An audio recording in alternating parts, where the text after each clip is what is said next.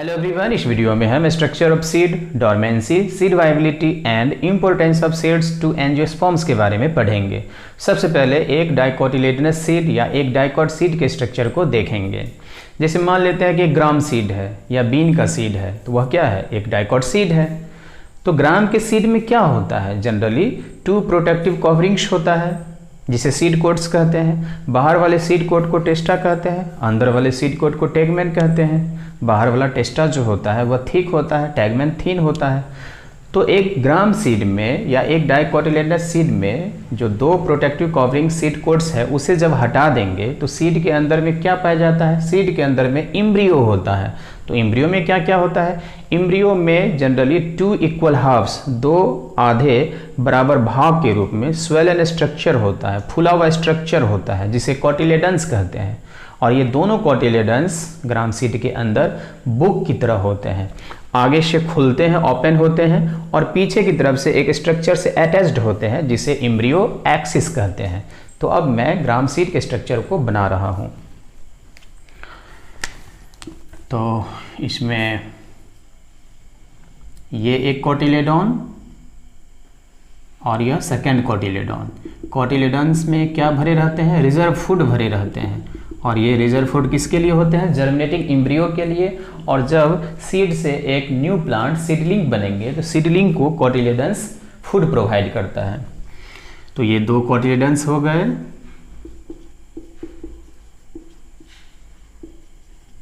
इसके साथ साथ दोनों कोटिलेडन्स एक दूसरे से जुड़े होते हैं एक स्ट्रक्चर से जिसे बोलते हैं इम्ब्रियो एक्सिस। इम्ब्रियो एक्सिस कहते हैं। इम्ब्रियो एक्सिस में ऊपर का यह पार्ट जो है कहलाता है ब्ल्यूमुल। ब्ल्यूमुल को ही स्टेम, टिप भी कहते हैं। नीचे की तरफ एक स्ट्रक्चर लगा होता है, स्वेलन स्ट्रक्चर, जिसे रेडिकल बोलेंगे। रेडिकल को बोलेंगे रूट टिप। दोनों कोटिलेडन्स जहां पर इस इम्ब्रियो एक्सिस से जुड़े होते हैं, इस पार्ट को कहेंगे, इस प्लेस को बोलेंगे कोटिलेडनरी नोड या बोलेंगे लेवल ऑफ कोटिलेडन। तो लेवल ऑफ कोटिलेडन्स और प्ल्यूमुल के बीच का यह जो पार्ट है इसे बोलेंगे एपिकोटाइल। और उसी तरह से लेवल ऑफ कोटिलेडन और रेडिकल के बीच का यह जो पार्ट है इसे बोलेंगे हाइपोकोटाइल। और यह पूरा स्ट्रक्चर जो है, ये पूरा स्ट्रक्चर एक इम्ब्रियो एक्सिस का है। तो इस तरह से इसे इम्ब्रियो एक्सिस, एम्ब्रियोनल एक्सिस भी बोल सकते हैं। अब इसमें जनरली कितना प्रोटेक्टिव कवरिंग्स होता है? 2। एक प्रोटेक्टिव कवरिंग अंदर की तरफ है, ये जिसे बोलेंगे टैगमेन। इसे क्या बोलेंगे? टैगमेन। और एक प्रोटेक्टिव कवरिंग बाहर की तरफ होगा। ये बाहर की तरफ जो प्रोटेक्टिव कवरिंग होगा वह थिक होता है। तो इस तरह से इसे क्या बोलेंगे? इसे बोलेंगे टेस्टा। और ये दोनों क्या है? Seed quotes. तो इस तरह से यह एक डाइकोट सीड का स्ट्रक्चर है, ए डाइकोट सीड। तो डाइकोट सीड में क्या क्या हुआ? सीड में अगर हम बाहर से सीड कोट्स को हटा दें, सीड कोट्स को अगर हटा दे तो क्या बचेगा? तो बचेगा इम्ब्रियो। इम्ब्रियो में ये 2 कोटिलेडन्स को हटा दे तो क्या बचेगा? Embryo axis. 2 कोटिलेडन्स को अगर हटा दे, रिमूव कर दे, तो क्या बचेगा? Embryo axis. तो प्लांट किससे बनता है? सीड से। सीड में किससे बनता है? इम्ब्रियो से। और फिर इम्ब्रियो में किससे बनता है? तो इम्ब्रियो एक्सिस से बनता है। तो इस तरह से कह सकते हैं कि प्लूमुल क्या बनाएगा? शूट सिस्टम बनाएगा। रेडिकल क्या बनाएगा? रूट सिस्टम बनाएगा। तो इस तरह से हम लोगों ने एक डाइकोट सीड के स्ट्रक्चर को देख लिया। और वीडियो को पॉज कर लें और आप इसे नोट कर लें, लिख लें। मैं इसे इरेज कर रहा हूँ।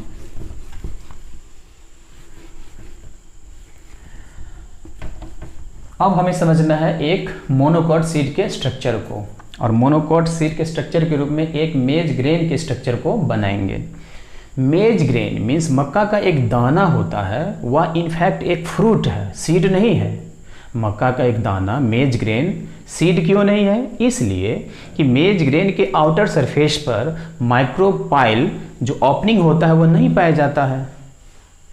तो इस तरह से कहेंगे कि जो मेज ग्रेन है, और एक मेज ग्रेन के अंदर एक सीड होता है, तो इस तरह से लिखेंगे a maize grain is a single seeded fruit, और ऐसे फ्रूट को बोलते हैं कैरियोप्सिस, कैरियोप्सिस कहते हैं। इस चीज़ को ध्यान में रखना है। तो अब हमें देखना है एक मेज ग्रेन के लॉन्गिट्यूडनल सेक्शन के स्ट्रक्चर को देखना है। तो मेज ग्रेन में क्या होगा? मेज ग्रेन एक फ्रूट है, तो फ्रूट का सबसे बाहर की तरफ का जो वाल होता है उसे क्या बोलते हैं? पेरिकार्प। पेरिकार्प को ही बोलते हैं फ्रूट वाल।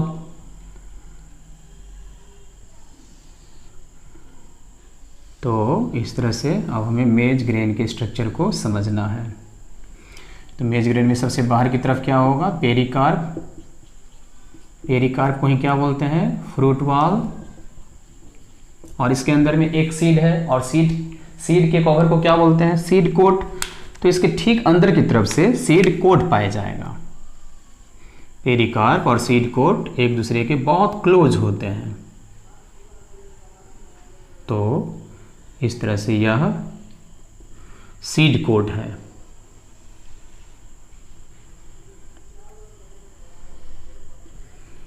तो ये क्या हो गया? Seed coat. मेज ग्रेन में जो मेजर पर्सन होता है वह होता है एंडोस्पर्म, और मेज ग्रेन में एंडोस्पर्म का सबसे बाहर की तरफ सेल्स का एक लेयर होता है जिसे एल्यूरोन लेयर कहते हैं। एल्यूरोन लेयर कहते हैं। तो एल्यूरोन लेयर एंडोस्पर्म का पार्ट है, और एंडोस्पर्म के जो सेल्स होते हैं वह ट्रिप्लोइड होता है। तो इस तरह से कहेंगे कि एल्यूरोन लेयर जो प्रोटीन रिच लेयर है उसके सेल्स भी ट्रिप्लोइड होंगे। तो इस तरह से यह क्या है? एल्यूरोन लेयर है। एंडोस्पर्म का बाहर की तरफ का सेल्स का लेयर है, इसे बोलेंगे एल्यूरोन लेयर। और इसके सेल्स क्या होंगे? ट्रिप्लोइड होंगे। मीन्स इस सेल के न्यूक्लियस के अंदर क्रोमोसोम्स के 3 सेट्स पाए जाएंगे। और अब अंदर की तरफ क्या होगा? अंदर की तरफ होगा एंडोस्पर्म, जिसमें मुख्य रूप से स्टार्च पाया जाता है। और इस तरह से इसे बोल सकते हैं कि अंदर में स्टार्ची एंडोस्पर्म है। मेज ग्रेन में जो नैरो एंड होता है उधर की तरफ इम्ब्रियो पाया जाता है। तो इम्ब्रियो में इस पार्ट को बोलेंगे रेडिकल, और इस पार्ट को बोलेंगे प्ल्यूमुल। तो ये क्या है? रेडिकल। यहाँ भी रेडिकल रूट सिस्टम को ही बनाएगा। और ये क्या है? ये है प्ल्यूमुल। रेडिकल के ऊपर एक अनडिफरेंशिएटेड शीथ होता है जिसे बोलेंगे कोलियोराइजा, और प्ल्यूमुल के ऊपर कुछ एम्ब्रियोनिक लीव्स होते हैं, और उसके ऊपर यहाँ पर भी कवरिंग होगा, और इस कवरिंग को बोलेंगे यहाँ पर कॉलियोप्टाइल। इस कवरिंग को बोलेंगे कॉलियोप्टाइल। और इस तरह से कहेंगे कि मेज ग्रेन में यही जो पार्ट है यही पार्ट है एम्ब्रियो एक्सिस। ये पूरा पार्ट एम्ब्रियो एक्सिस है। मेज ग्रेन में एम्ब्रियो एक्सिस एक साइड की तरफ होगा, और एम्ब्रियो एक्सिस के दूसरे साइड या लेटरल साइड, या कह सकते हैं कि वन साइड की तरफ होगा यहाँ पर एक सिंगल कॉटिलेडॉन, और यहाँ जो कॉटिलेडॉन है इसे बोलेंगे एस्कुटेलम। तो इस तरह से कहेंगे कि यहाँ पर ये जो कॉटिलेडॉन है इसे बोलेंगे एस्कुटेलम। एस्कुटेलम। तो एस्कुटेलम क्या है? Shield shaped. शेप्ड कॉटिलेडॉन होता है, कॉटिलेडॉन। और इस तरह से यह फिगर है LS of A maize grain, मक्का के दाना। याद रखना है कि मेज ग्रेन एक फ्रूट होता है, तो आप इसे लिख लें। अब हमें समझना है एक कैस्टर सीड के स्ट्रक्चर को समझना है, और ये तीनों आपके एनसीईआरटी बुक में भी दिया गया है, एनसीईआरटी के बुक में भी दिया गया है। तो कैस्टर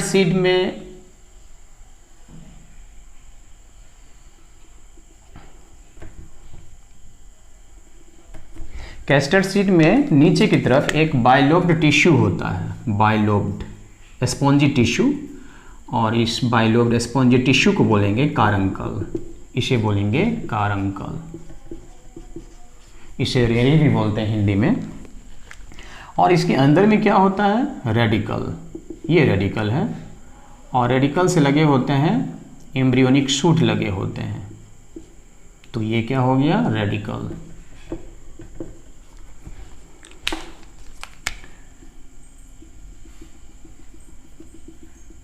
इस एम्ब्रियो एक्सिस के चारों तरफ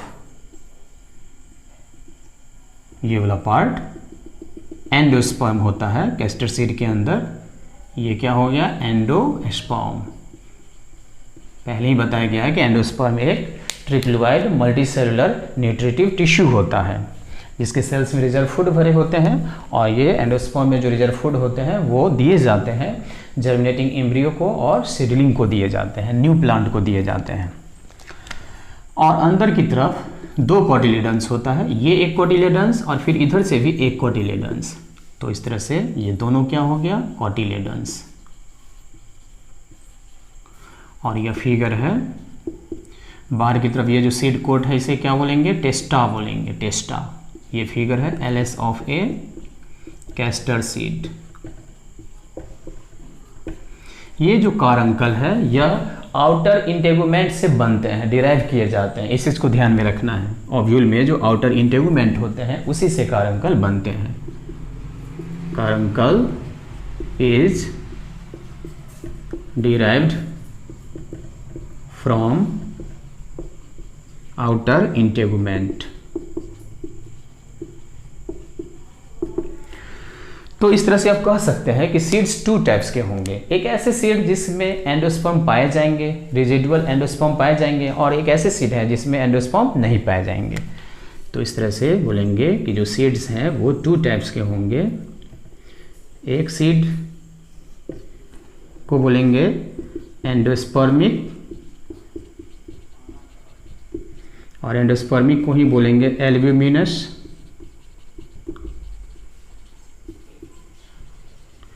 और जो सेकेंड सीड होगा उसे बोलेंगे नॉन एंडोस्पर्मिक, और इसे ही बोलेंगे एक्स एल्ब्यूमिनस सीड। होता क्या है कि प्राइमरी एंडोस्पर्म सेल जो सेंट्रल सेल होते हैं डबल फर्टिलाइजेशन के बाद प्राइमरी एंडोस्पर्म सेल में बदल जाते हैं, और उससे बनता है एंडोस्पर्म जो एक मल्टीसेलुलर स्ट्रक्चर है, उसके सेल्स में रिजर्व फूड भरे हुए रहते हैं। तो जाइगोट से जो एम्ब्रियो बनता है, जो डेवलपिंग एम्ब्रियो होते हैं, वो डेवलपिंग एम्ब्रियो एंडोस्पर्म के सेल से रिजर्व फूड को लेते रहते हैं। और कुछ ऐसे फ्लावरिंग प्लांट्स हैं जिसके सीड में या कह सकते हैं कि एंडोस्पर्म को पूरी तरह से कंज्यूम कर लिया जाता है, जिस वजह से सीड के अंदर एंडोस्पर्म नहीं मिलते हैं, तो वैसे सीड को बोलेंगे नॉन एंडोस्पर्मिक सीड। और कुछ ऐसे होते हैं जिनमें न्यूट्रिशन देते देते एंडोस्पर्म है ना, एंडोस्पर्म का कुछ पार्ट बच जाता है सीड के अंदर, मीन्स रेजिडुअल एंडोस्पर्म जो है, रेजिडुअल मीन्स अवशेष, बचा खुचा जो एंडोस्पर्म है सीड में देखने को मिल सकता है, वैसे सीड को बोलेंगे एंडोस्पर्मिक सीड। तो इस तरह से कहेंगे कि ये ऐसे सीड हैं जिसमें रेजिडुअल एंडोस्पर्म होंगे, और इसमें क्या होगा, रेजिडुअल एंडोस्पर्म नहीं होंगे। Residual have no residual endosperm. जैसे इसका एग्जांपल हो जाएगा पी, ग्राउंड नट, etc। और इसके एग्जांपल हो जाएंगे मेज, उसके साथ साथ कैस्टर, सनफ्लावर, और भी बहुत सारे एग्जांपल हैं, दोनों तरफ से देखने को मिल सकता है। जितने भी ग्रेन्स हैं, सीरियल्स हैं, उसमें एंडोस्पर्म पाया जाएगा, और जितने भी पल्सेज हैं, दाल वाले जो प्लांट होते हैं, उनके सीड में एंडोस्पर्म नहीं पाए जाते हैं।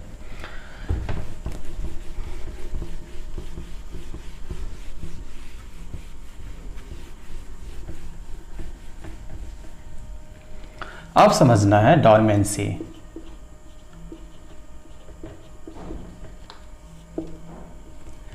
जैसे ही सीड्स बनते हैं तो उस समय जनरली अनफेवरेबल कंडीशंस होता है, और अनफेवरेबल कंडीशंस होने की वजह से सीड के जो एम्ब्रियो होते हैं वह एक इनएक्टिव स्टेज में एंटर कर जाते हैं, प्रवेश कर जाते हैं, और जिस दौरान सीड के अंदर जो एम्ब्रियो होता है उसका मेटाबॉलिक एक्टिविटी भी स्लो डाउन हो जाता है, कम हो जाता है। इसी फेनोमेनन को बोलते हैं डॉर्मेंसी, या बोलते हैं सीड डॉर्मेंसी।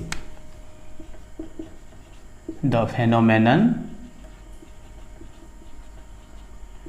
where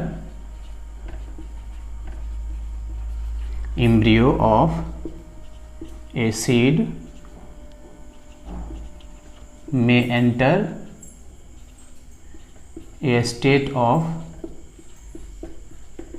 inactivity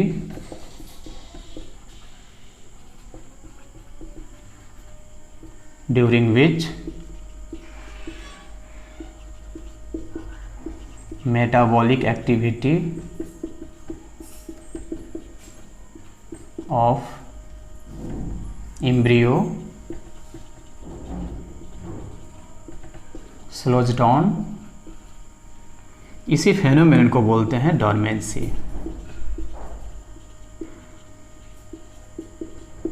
जब सीड बनते हैं तो उसके बाद सीड से वाटर का लॉस होता है, और उसके बाद क्या होता है, सीड में ओनली 10 to 15% वाटर कंटेंट या मॉइस्चर कंटेंट जो होते हैं वो बच पाते हैं।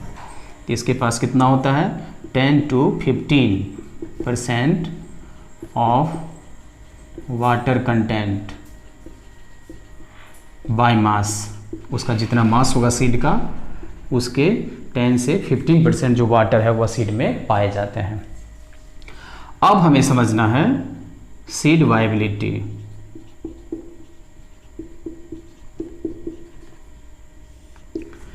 सीड वायबिलिटी क्या है, यह एक पीरियड ऑफ टाइम है, मतलब एक टाइम है, एक ड्यूरेशन है, जिस समय या जिस पीरियड के समय सीड जो होते हैं वो वायबल रहते हैं, जिंदा रहते हैं, और ना सिर्फ जिंदा रहते हैं बल्कि सीड में एबिलिटी होती है जर्मिनेट कर एक न्यू प्लांट बना लेने की। उसी पीरियड ऑफ टाइम को बोलते हैं सीड वायबिलिटी बोलते हैं। It is the period of time for which a seed retains ability to germinate करने की एबिलिटी उसके पास होता है। अलग अलग फ्लावरिंग प्लांट्स के सीड्स में यह जो वायबिलिटी का पीरियड होता है, मेन सीड के जिंदा रहने का पीरियड होता है, वह अलग अलग होता है। कुछ सीड्स में कुछ फ्यू आवर्स होते हैं, किसी सीड्स में कुछ मंथ्स होते हैं, किसी में ईयर्स में होते हैं, किसी में तो 1000 ऑफ ईयर्स में होते हैं सीड वायबिलिटी। तो यहाँ पर मैं 2 एग्जांपल्स मेंशन करना चाहूँगा, और ये दोनों एग्जांपल्स आपके एनसीईआरटी बुक में भी दिया हुआ है। एक है 10,000 years old seed, old viable seed of Lupinus arcticus. ये साइंटिफिक नेम है प्लांट का, कॉमन नेम है ल्यूपिन। इसे एक्सकैवेटेड किया गया है, खुदाई किया गया है जमीन से, excavated from Arctic tundra, northern hemisphere से तो आर्कटिक टुंड्रा से 10,000 वर्ष पुराना सीड जो है, वाइवल मीन्स जिंदा सीड को खुदाई किया गया है। और ये 10,000 ईयर्स ओल्ड सीड न सिर्फ प्लांट को बनाया बल्कि फ्लावर्स भी प्रोड्यूस किया। उसी तरह से एक और एग्जाम्पल है जिसमें 2000 years old seeds of Phoenix dactylifera, date palm का स्पीसीज है,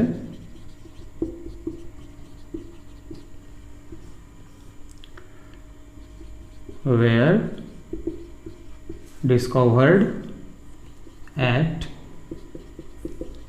King Herod's Palace. Palace means Mahal. King Herod's Palace near the Dead Sea. Dead Sea के पास, इस पैलेस के पास से 2000 वर्ष पुराना सीड जो है इस प्लांट के खोजे गए हैं, जो भी न्यू प्लांट्स को बनाए हैं। तो अब लास्ट में हमें समझना है इंपॉर्टेंस ऑफ सीड्स। सीड का क्या महत्व है, सीड का क्या एडवांटेज है, अब इसे समझना है। तो पहले मैं कुछ पॉइंट्स को लिख देता हूं और उसके बाद समझाऊंगा।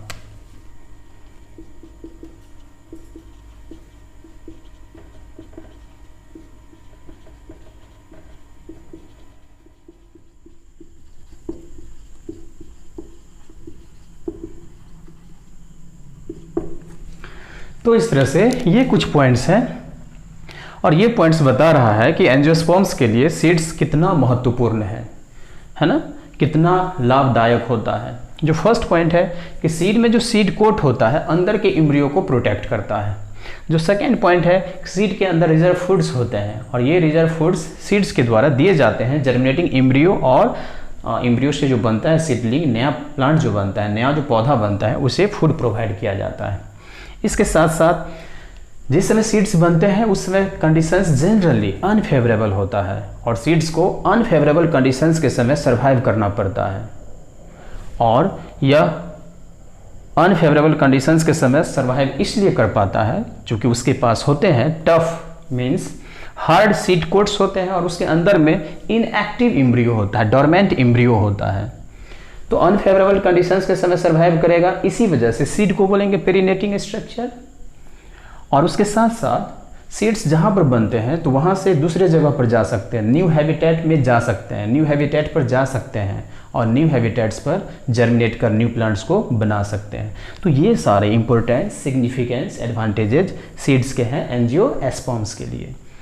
तो इस तरह से हम लोगों ने सारे टॉपिक्स को इस वीडियो के अंदर डिस्कस कर लिया। Thanks for watching.